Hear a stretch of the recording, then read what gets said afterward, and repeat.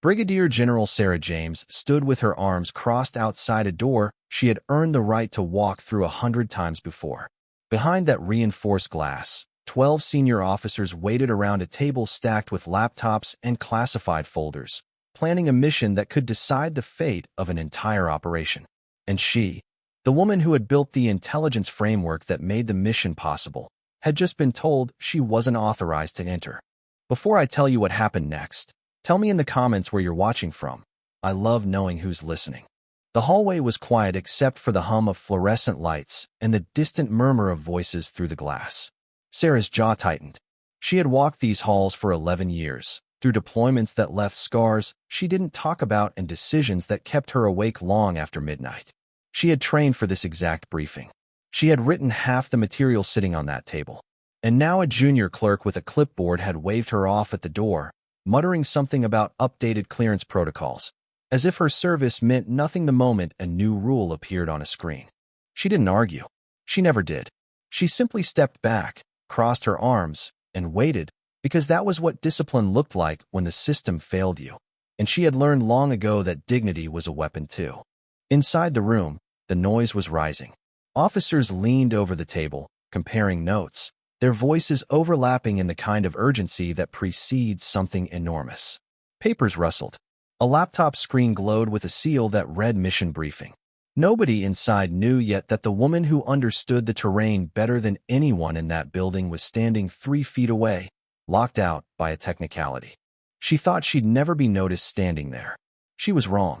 General Marcus Anderson, 4 stars gleaming on his collar, was halfway through reviewing satellite imagery when something made him look up. Maybe it was instinct. Maybe it was the years of knowing exactly who belonged in a room and who was missing from it. Through the wire-meshed glass, he saw her, steady, silent, her uniform pressed, her expression unreadable to anyone who didn't know her. But he knew her. He had signed off on the operation she designed. He had trusted her judgment when lesser officers doubted it. And now she was standing outside like a stranger. The room didn't quiet all at once. It quieted the way rooms do when one person's stillness becomes contagious. First, the officer nearest the door noticed the general's shift in posture. Then the murmurs died. Then even the hum of the projector seemed to fade into the background. Chairs creaked as heads turned. Nobody spoke. The air itself seemed to hold its breath, thick with the kind of tension that precedes a decision nobody in that room wanted to be on the wrong side of. Anderson rose from his chair without a word. He crossed the room in 6 measured strides, each one deliberate, each one carrying the quiet authority of a man who had spent 30 years learning that leadership was not about rank. It was about who you refused to leave behind. His hand found the door handle. He didn't ask for permission from the clerk who had turned her away. He didn't consult a checklist.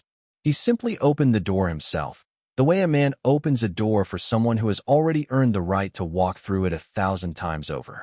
There is a version of this story where pride wins, where the clerk's rule stands, where rank gets tangled in red tape, where a woman who has bled for her country waits outside a glass door because a piece of paper said so.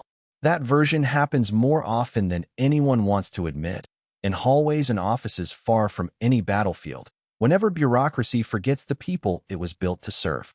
It raises a hard question worth sitting with. How many people have been quietly turned away at doors they deserve to walk through, simply because no one important happened to look up in time?